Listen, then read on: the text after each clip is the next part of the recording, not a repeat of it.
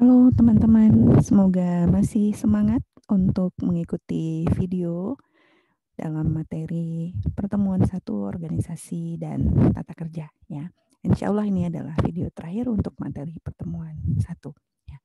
Ini merupakan kelanjutan dari materi di video sebelumnya tentang desain organisasi. Ini adalah slide terakhir terkait isu terkini desain organisasi. Ya, sebenarnya beberapa isu ini sudah tercakup di desain organisasi, terutama desain organisasi kontemporer ya, tapi ada beberapa isu juga terkait dengan fleksibilitas yang perlu teman-teman ketahui juga untuk materi desain organisasi ini. Ya, yang pertama berkaitan dengan tadi ya perubahan lingkungan yang memaksa organisasi untuk lebih fleksibel sehingga mereka bisa bekerja secara lebih efektif, efisien untuk mencapai tujuan ya. Karena kondisi tersebut, maka banyak organisasi itu mendorong adanya kolaborasi ya. Kolaborasi ini baik kolaborasi internal ya di internal organisasinya maupun kolaborasi eksternal ya. Nanti kita lihat kolaborasinya dalam bentuk apa saja. Kemudian ada juga pengaturan kerja yang fleksibel berkaitan dengan telecommuting ini adalah bekerja di mana saja ya, seperti yang saat ini sedang terjadi. Kemudian ada beberapa bentuk-bentuk pengaturan kerja yang fleksibel juga, dan nanti kita akan bahas sekilas tentang kontingen workforce ya, tenaga kerja kontingen ya. Yang pertama berkaitan dengan kolaborasi ya. Jadi kolaborasi ini bisa internal, bisa juga eksternal dengan pemangku kepentingan manapun yang berkaitan dengan organisasi. Yang pertama adalah kita lihat kolaborasi internal ya. Bentuk kolaborasi internal yang banyak digunakan oleh organisasi itu adalah tim lintas fungsi atau disebut juga dengan cross functional team ya. Kemudian ada gugus tugas atau task force dan communities of practice atau komunitas praktik ya. Tim lintas fungsi ini merupakan tim kerja ya. Ini merupakan tim kerja yang terdiri dari individu dari berbagai spesialisasi fungsional ya. Anggota di dalam tim ini berkolaborasi ya, bekerja bersama-sama untuk menyelesaikan suatu masalah di mana masalah ini berkaitan dengan masing-masing fungsi dari mana anggota tim ini berasal gitu ya. Jadi di dalam tim lintas fungsi ini batasan-batasan yang memisahkan masing-masing fungsi itu diharapkan atau idealnya itu tidak ada batasan lagi ya. Yang menjadi kata kunci di sini adalah bahwa ada masalah ya. Ada masalah bersama ya, kemudian dibentuk suatu tim untuk mengatasi masalah tersebut di mana anggota timnya itu berasal dari berbagai spesialisasi. Jadi kalau teman-teman kaitkan dengan desain organisasi kontemporer ini seperti struktur tim atau juga ya seperti struktur tim ya, lebih mirip struktur tim. Kalau yang kedua ini gugus tugas atau disebut juga dengan task force ya, atau kadang-kadang disebut juga dengan ini ya, sudah ada di sini komite ad hoc ya. Ini merupakan komite atau tim sementara ya untuk menangani masalah jangka pendek yang spesifik di mana masalah ini bisa berpengaruh ke beberapa departemen. Ya, jadi yang membedakan gugus tugas dengan tim lintas fungsi ini adalah sifatnya yang sementara. Ya, ini masalahnya hanya sementara. Jadi ketika nanti masalahnya sudah terselesaikan, maka gugus tugasnya sudah selesai gitu ya. Dan biasanya anggota tim gugus tugas ini, walaupun mereka masuk ke gugus tugas ya, tapi mereka biasanya sambil mengerjakan pekerjaannya di gugus tugas, mereka juga tetap mengerjakan pekerjaan formal mereka. Jadi kalau teman-teman mungkin kaitkan dengan desain organisasi kontemporer yang sudah kita pelajari di video sebelumnya, ini mirip ya, mirip atau serupa dengan matriks ya, serupa dengan matriks karena anggota timnya tadinya punya departemen formal, kemudian mereka bekerja dalam suatu gugus tugas. Ya, cuma matriks ini based on project ya. Kalau ini tim atau gugus tugas ini dibentuk ketika ada suatu masalah yang perlu ditangani ya. Contoh yang sekarang seperti ada COVID gitu ya. Kalau misalnya dimisalkan pemerintahan atau negara ini sebagai suatu organisasi yang besar, ada COVID yang berpengaruh berkaitan dengan berbagai kementerian, berbagai aspek kehidupan bernegara, ya bermasyarakat. Kemudian dibentuk gugus tugas yang terdiri dari tim dari Kementerian Kesehatan dan dari kementerian lainnya untuk menangani permasalahan tersebut ya. Mungkin juga kalau contohnya di KPP yang pernah saya lihat, misalnya kalau lagi SPT ya, dulu terutama kalau sebelum ada SPT elektronik, mungkin sekarang juga masih, tapi mungkin tidak semasif dulu.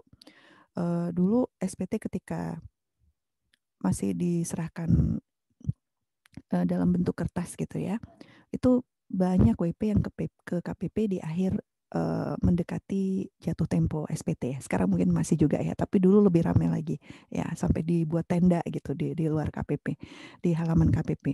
Nah itu kan sebenarnya tugas menerima SPT itu adalah tugas dari seksi pelayanan ya. Untuk teman-teman yang PKL di KPP mungkin paham, tugas menerima SPT adalah tugas dari seksi pelayanan. Tapi karena biasanya WP itu memilih untuk menyampaikan SPT di akhir-akhir mendekati batas waktu, sementara yang datang itu banyak gitu ya. Nah, jadi ada masalah bagaimana untuk melayani WP yang banyak ini dengan tenaga di seksi pelayanan yang terbatas. Nah, akhirnya biasanya dibentuk suatu gugus tugas gitu ya, tim ad hoc penerimaan SPT tahunan ya, biasa seperti itu, yang dimana timnya itu terdiri dari tidak hanya dari seksi pelayanan tapi juga dari seksi-seksi lain yang membantu seksi pelayanan untuk menangani permasalahan tersebut gitu. Jadi sifatnya itu adalah sementara ya. Ini pembedanya antara gugus tugas dengan tim lintas fungsi. Ya, selain dua bentuk tersebut ada juga kolaborasi dalam bentuk community of practice. Jadi ini lebih berupa kelompok sih ya, berupa grup di mana orang-orang di dalam organisasi mungkin mereka mempunyai kepedulian yang sama, punya masalah yang sama, atau punya hasrat yang sama atas suatu topik gitu ya, di mana mereka kemudian memperdalam pengetahuan atau keahlian mereka di bidang tertentu dan mereka berinteraksi secara berkelanjutan ya. Misalnya misalnya ada kumpulan pegawai yang tertarik misalnya tentang bagaimana mengelola sampah dengan baik misalnya gitu ya. Mereka kemudian membuat suatu komunitas, memperdalam pengetahuan mereka di sana, membuat misalnya seminar-seminar gitu ya, berkomunikasi secara berkelanjutan, dan juga masalah-masalah lain atau kepedulian lain atau keahlian atau pengetahuan lain ya. Mereka membentuk community of practice atau COP ya. Itu kolaborasi internal.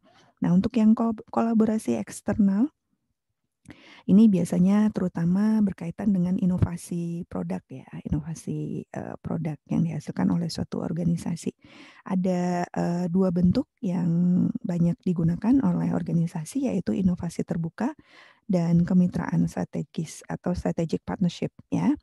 Inovasi terbuka atau open innovation ya, open innovation.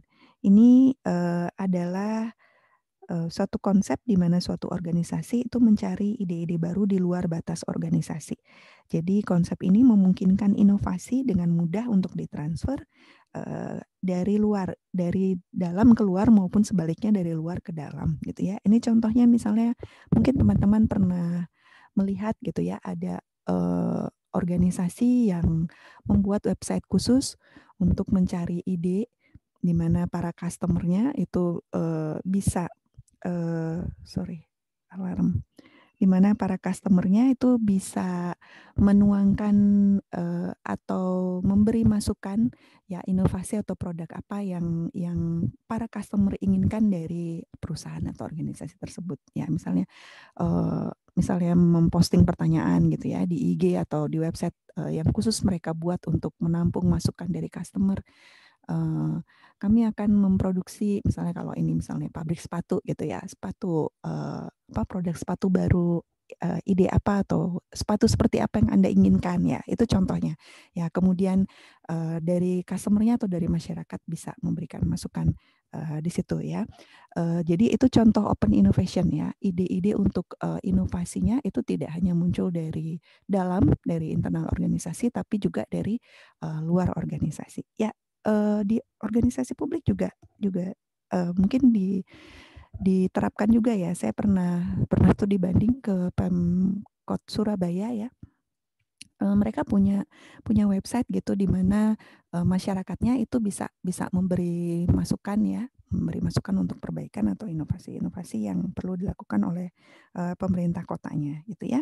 Jadi inovasi terbuka ini mencari ide-ide di luar batas organisasi gitu ya. Ada manfaat tapi ada juga kerugiannya gitu ya. Manfaatnya misalnya ini memberikan pelanggan kesempatan untuk menyampaikan masukan ya, memberikan pelanggan voice ya, menyampaikan suara mereka, memberi pelanggan apa yang mereka inginkan ya. Kemudian organisasi mungkin bisa merespon masalah yang rumit dengan mendapat masukan dari luar, kemudian juga bisa memupuk hubungan ya, hubungan yang baik antara internal dan eksternal. Kemudian fokus ke pasar, fokus ke apa yang dibutuhkan oleh customer-nya ya. Tapi kerugiannya bisa jadi tantangan di budaya ya. Mungkin belum semua anggota organisasi atau anggota masyarakat yang mungkin terbiasa dengan konsep ini ya, kemudian juga butuh fleksibilitas yang tinggi ya, organisasinya perlu fleksibel ya. Kemudian kolaborasi eksternal lainnya adalah strategic partnership ya, hubungan kolaboratif antara dua atau lebih organisasi. Jadi ini terjadi ketika dua atau lebih organisasi itu saling bergabung ya, mereka menggabungkan sumber daya dan kemampuan mereka untuk beberapa tujuan bisnis ya. Jadi ini banyak keuntungannya juga, diantaranya adalah akan diperoleh fleksibilitas dan informalitas pengaturan untuk mempromosikan efisiensi ya. Jadi mereka bisa juga mendapatkan akses ke pasar atau ke teknologi baru dengan cara menggabungkan sumber daya dan kemampuan mereka. Kemudian juga risiko ya, risiko dan biaya itu bisa bisa ditanggung bersama juga gitu kan. Jadi karena bisa ditanggung bersama, jadi dari masing-masing pihak itu jadinya risiko dan biayanya bisa bisa dikurangi gitu ya. Dan bisa ada transfer pengetahuan ya antara satu organisasi dan organisasi lainnya yang saling bermitra, dan di sini akan menciptakan suatu sinergi ya yang lebih besar daripada kalau misalnya mereka berjalan sendiri-sendiri gitu ya. Itu untuk kolaborasi eksternal. Itu untuk kolaborasinya. Kemudian terkait dengan pengaturan kerja yang fleksibel atau flexible working arrangement ya, flexible working arrangement ini bisa dalam bentuk telecommuting ya, ini tadi sudah saya jelaskan ya. Jadi karyawan itu bisa bekerja tidak harus dari kantor gitu ya, bisa dari rumah ya, bisa dari kafe misalnya ya, bisa bekerja dari mana saja sepanjang si karyawan ini terhubung dengan kantornya melalui komputer gitu ya, terhubung dengan komputer dengan bantuan IT ya. Tidak semua pekerjaan bisa dilakukan dengan telecommuting ya, tapi keadaan seperti sekarang itu memaksa ya, memaksa banyak pekerjaan dilakukan secara jarak jauh ya. Kementerian Keuangan juga sudah melakukan ini ya. Bahkan sebelum pandemi itu sebenarnya sudah dirancang untuk melakukan flexible working arrangement. Ya, nanti kita bahas di pertemuan-pertemuan berikutnya ya. Untuk pertemuan kedua nanti bisa kita diskusikan bersama berdasarkan pengalaman teman-teman yang PKL, mungkin pernah merasakan PKL secara WFA ya, working from home. Menurut teman-teman apa plus dan minusnya dari konsep bekerja dari rumah ini ya. Kemudian terkait dengan flexible working arrangement ini ada juga beberapa arrangement atau pengaturan kerja lainnya terkait dengan fleksibilitas. Misalnya adalah pemadatan hari kerja. Ini maksudnya pemadatan hari kerja ini adalah menambah hari kerja per hari, tapi jumlah hari per minggunya jadi berkurang. Jadi contohnya misalnya kalau dalam seminggu biasanya karyawan misalnya bekerja 5 hari, ya, kemudian di masing-masing hari ini adalah, sorry ini di close dulu, ya 5 hari, 5 hari per harinya misalnya 8 jam, 8 jam per hari ya. Uh, ya misalnya kerja 5 hari 8 jam per hari ya. Jadi dari Senin sampai Sabtu ya. Jadi total 40 jam ya kan seminggu ya per week ya. Nah, kalau pemadatan hari kerja ini maksudnya adalah eh, si karyawan ini tidak harus bekerja 5 hari, tapi misalnya dia cukup bekerja 4 hari, tapi per harinya dia diperpanjang. Berarti kalau kerja 4 hari, 40 jam, berarti per harinya itu adalah 10 jam. Berarti 10 jam per hari. Jadi misalnya dia kerjanya cuma dari Senin sampai Kamis ya. Bisa seperti itu adalah pemadatan hari kerja atau flex time.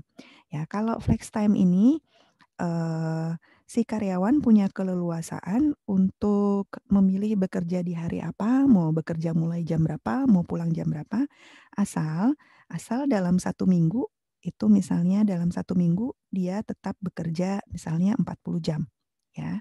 Tapi si karyawan punya keleluasaan ya untuk memilih bekerjanya mau di hari apa. Mungkin hari Senin dia mau masuk jam 10 ya pulang misalnya jam 5 gitu ya. Tapi hari Selasa misalnya dia bisa mulai di hari lain gitu. Yang penting 1 minggu itu dia 40 jam. Tapi perusahaan tetap menentukan jam-jam tertentu di mana seorang karyawan itu harus bekerja gitu ya. Bisa dibedakan ya antara flex time dengan pemadatan hari kerja. Ini harinya jumlah harinya dikurangi tapi per jamnya diperbanyak ya, tapi sudah ditentukan hari-harinya. Kalau ini lebih fleksibel ya.